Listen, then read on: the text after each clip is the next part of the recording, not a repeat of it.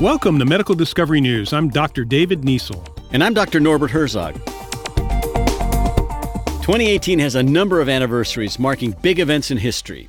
A century ago, women got the vote. World War I ended, but the worst pandemic in history began, the Spanish flu. Even though we learned much about it, the reality is the tragedy could happen again. 1/3 of the world contracted this influenza, and between 50 and 100 million people died. That's more than those killed in World War I, and the virus shaped history in other ways.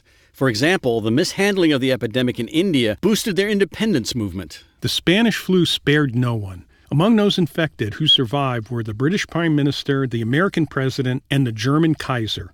The virus was also different in that it was the most deadly for people ages 20 to 40 instead of the very young and old. Despite its name, the flu did not originate in Spain.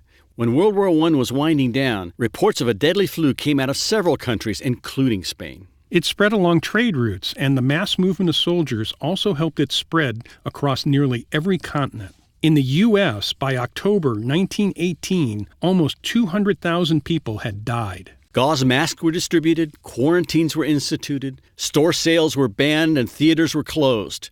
Funerals were limited to 15 minutes, and health certificates were required by the railways and to enter some towns. There were not enough grave diggers to bury the dead. By the summer of 1919, the pandemic ended after those infected either died or became immune. Today, scientists keep a constant vigil for the next possible flu strain to spark a pandemic.